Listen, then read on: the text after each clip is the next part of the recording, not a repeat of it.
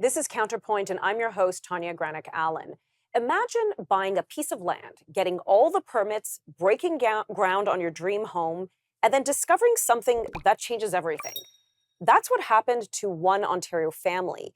Ancient human remains were found on their property, halting construction indefinitely.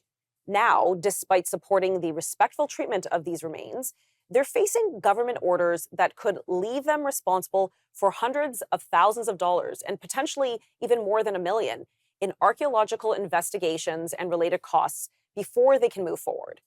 The family has now launched a legal challenge, arguing that preserving archaeological heritage and fulfilling reconciliation obligations are public responsibilities that shouldn't be financed by a single property owner who happened to make an unexpected discovery.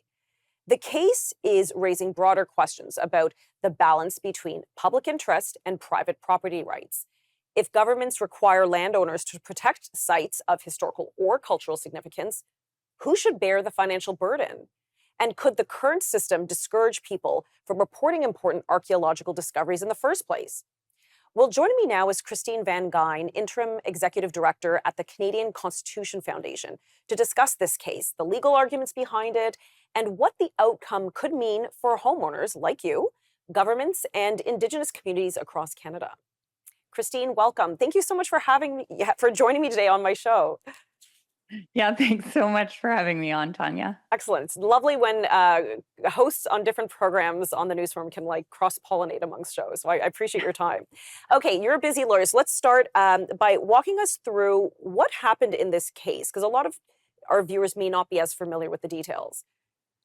Yeah, so Christine and Dan Rayo are a couple who live in Ontario, and basically they live the Canadian dream. They spent a lifetime working hard, and they were approaching retirement age, and so they decided to purchase a property where there was a modest bungalow on the property. It's a very small lot, actually, and they wanted to renovate it and retire there. I mean, retiring by the lake is kind of the dream here. And they bought the property in 2020. They went through the permitting process. No one at the town mentioned anything that they might want to know about this strip of land along the lake. And once they began construction, they, tore down the existing bungalow and they found human remains buried on the property. And once human remains are uncovered, obviously you need to call the police. You need to ensure that these are not a missing person, a murder Sure. victim. The police came and concluded quickly these remains are ancient. They're probably over 1,000 years old. And that begins a whole new process. And that's an archaeological process. And under the Funeral, Burial, and Cremation Services Act, when there's ancient remains that are found on a property, a private property, the property owner is obligated to undertake a burial site investigation. And the Rayo couple went and got quotes, and the quotes were just, outrageous. The quote was, the first quote was, I think, $50,000 to $60,000 per week for a 10-week minimum, but open-ended. And so if more, that's $500,000 right there. And if more remains are found on the property, the search area expands by 5 meters, and for every new remain found, there is a 5-meter expansion. And if there are additional remains, it could cost them more than $1 million Oh, to absolutely. do this burial site investigation. Yeah, no, those costs escalate very quickly, and I assume they're losing all sorts of experts and the ground penetrating radar and all sorts of technology. So it It's does add not up. ground penetrating because the bones are there. They They're found there. them. They'll just have to keep They're excavating. Yes, yes. But as they expand their search area, my goodness. Um, so and I appreciate that your clients reported this. Some people wouldn't, but obviously they had concerns of responsible citizens, and they're not objecting to obviously the proper treatment, but it's more like who pays for it. That's the gist of the matter here. Yes. So you can apply to the registrar for funeral, burial, and cremation services in Ontario if undertaking a burial site investigation would cause an undue financial hardship. But when this legislation was passed, over a decade ago, there was no definition of what undue financial hardship is. There was no debate in the Ontario legislature or at committee about what that term might entail. So the registrar exercised his discretion in this case to deny any financial compensation or financial assistance to the Rayo family. Okay, He I'm gonna made a pause you number of there. miscalculations. I'm going to Yep. pause you there. We have to cut to commercial, but I want to unpack that more when we get back from this commercial break. We'll be right back. Yep. Welcome back to Counterpoint. I'm joined by Christine Van Geyn, who's the Interim Executive Director of the Canadian Constitution Foundation, as we unpack a case that could have impacts on many, many Canadians, including you.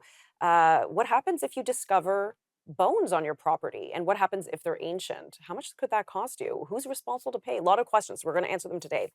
Christine, thanks again for coming on. So you mentioned there's this registrar who kind of puts out and oversees the parameters in which this excavation could potentially take place, or how the treatment of these ancient bones, how it has to carry out. So continue on with the parameters that he put on the Reyes family. Okay. So to be clear, the Rayo family, when they discovered these bones and reported them to the government, the legislation requires them to undertake this investigation, this burial site investigation, and the archaeological dig. If they do not preserve the site and undertake the investigation, they can face fines and jail time. So they are required by law to do this dig. Right. And the initial quotes were, six figures, beginning in six figures.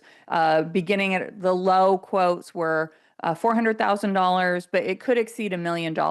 And around 50% of the cost of these quotes is for what the Rayos are told is mandatory Indigenous consultation and engagement. So that represents about half the cost here. Oh, wow. But even without that consultation and engagement, the costs are still, in the $500,000 range, or even like $200,000 if you were to cut the $400,000 quote in half. So the registrar denied them financial assistance. He made a number of mistakes in his calculations about their financial position. And essentially he said that this retirement age couple does not have an undue financial burden on them because they could seek a private loan from a bank and Right. take out a line of credit and pay it back over time. And requiring a retirement age couple, or frankly, any family, it doesn't matter if you're retirement age, requiring this couple to undertake six figures of debt, $500,000 of debt, to do an archaeological dig, which is in the public interest, because the public has an interest in preserving archaeological remains. I mean, that's just an unreasonable application of the legislation. And that's why we have intervened here.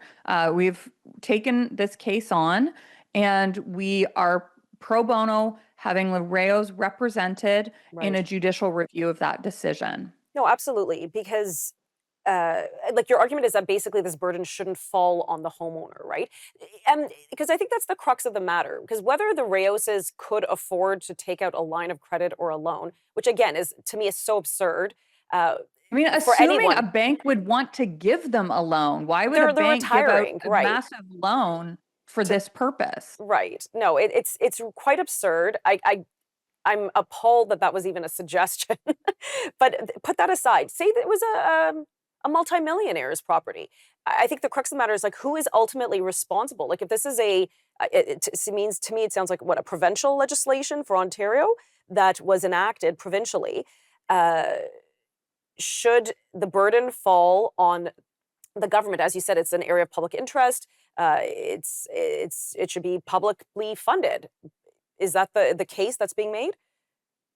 Yeah, so our argument is that if the government wants to obtain a public benefit of an archaeological dig, they should be the ones to pay for it. Now, putting aside if these costs are reasonable, we don't have a position on that. I think that these costs seem quite high and they seem to have exploded in recent years. The cost of these types of digs has really dramatically increased.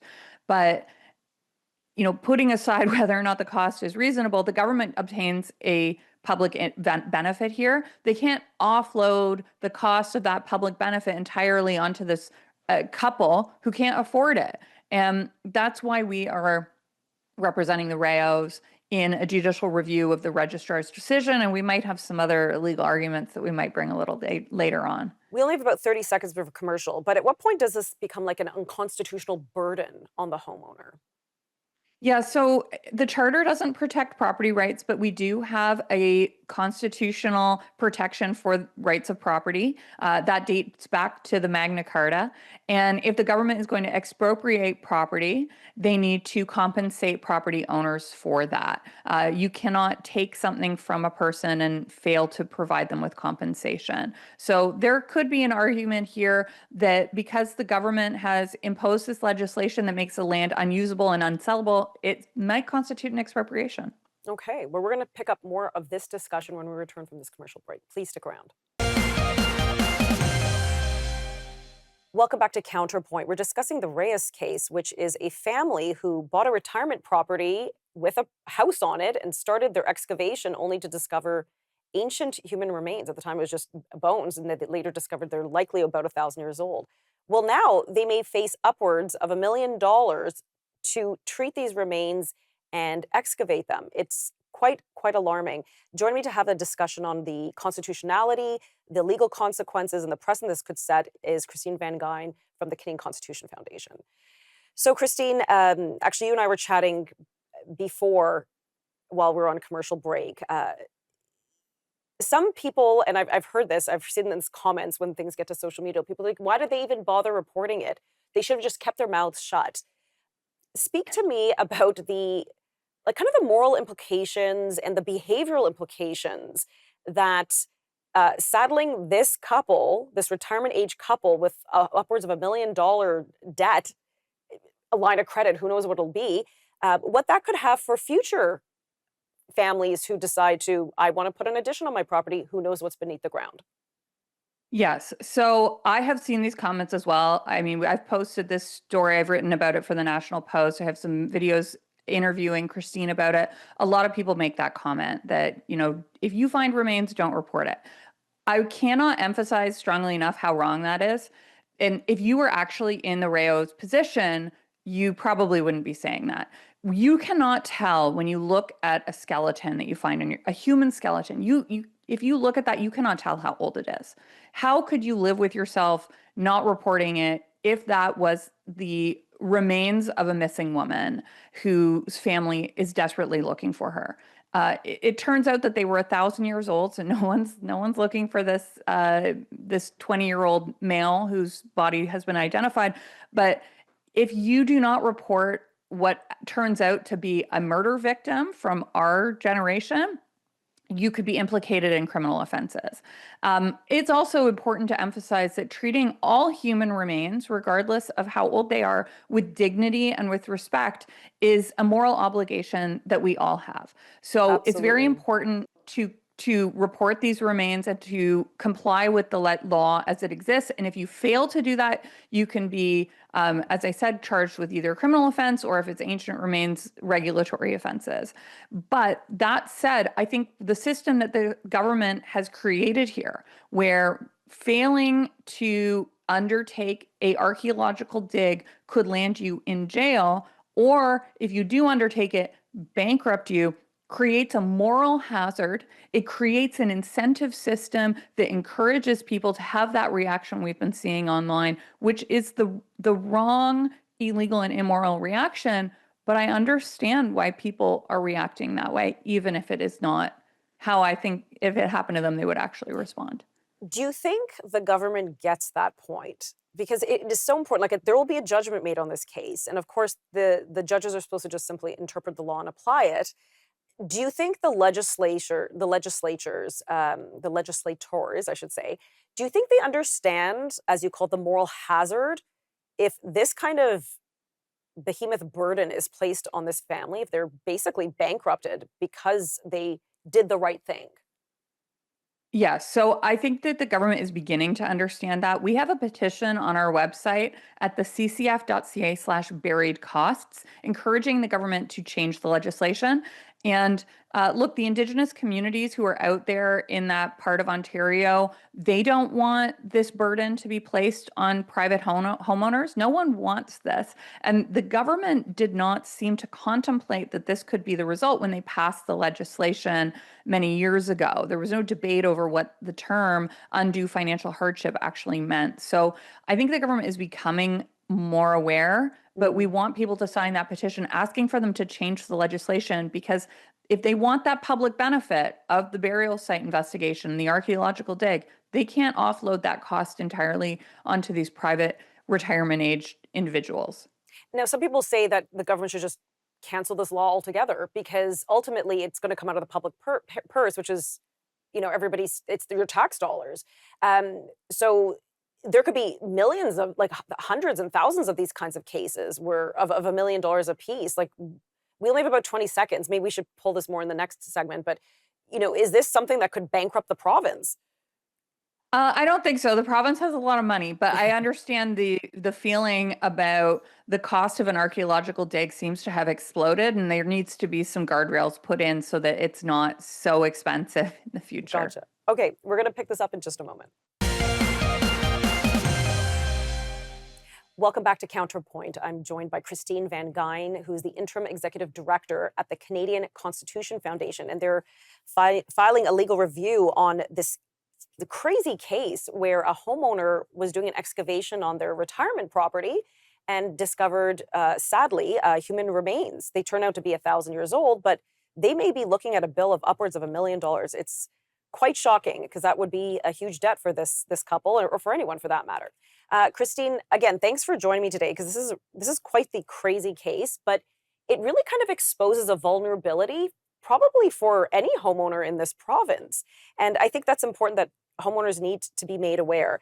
So if this case does succeed, if you're successful in your getting a review, and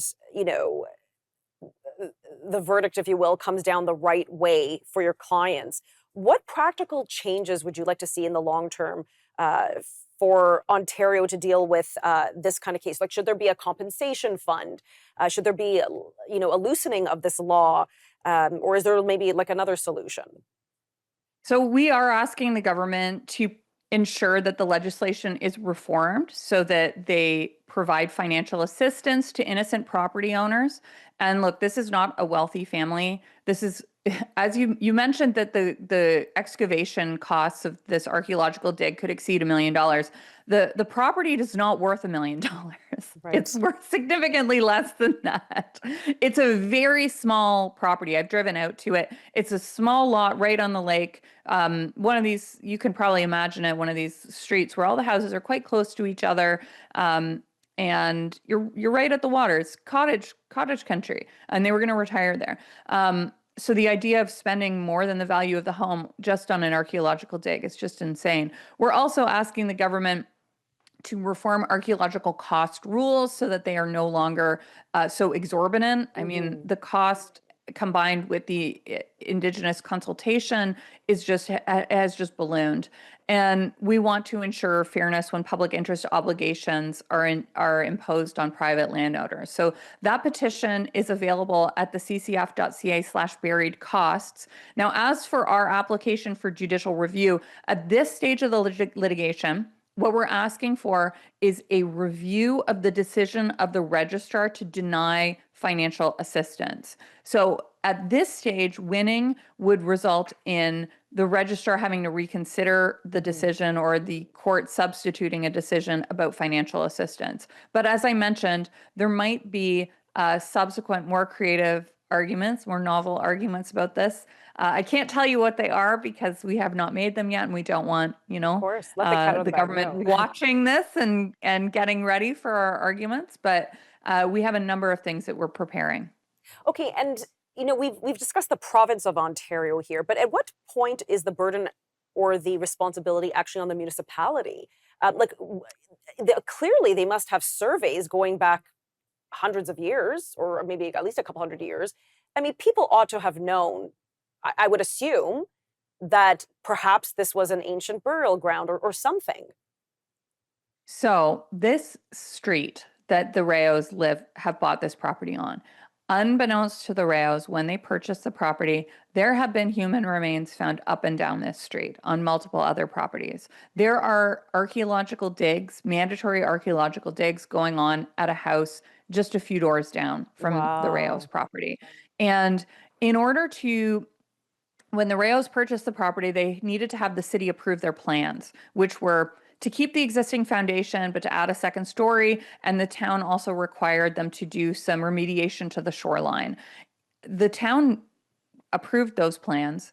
The town would have had the information that bones had been found at neighboring properties, approved the plans, knowing there would be a dig, a renovation that involved disturbing the soil, and gave no notice that there was this potential for human remains that had been found at other neighboring properties. So yeah, I think something happened there that I don't think was right.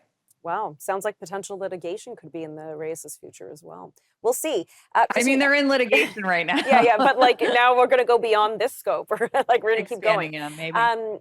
Thank you so much. This has been so insightful, and I wish you all the best. And again, for those watching, you can go to the Canadian Constitution Foundation website to get more. ccf.org/buried.ca. .ca. Okay, excellent. Thank you so much, Christine. Appreciate it. Thanks. And that's all the time we have for today. If you'd like to suggest a topic for the show, feel free to reach out via X at Granic Allen or via the Newsforum website. Thanks for watching. This has been Counterpoint.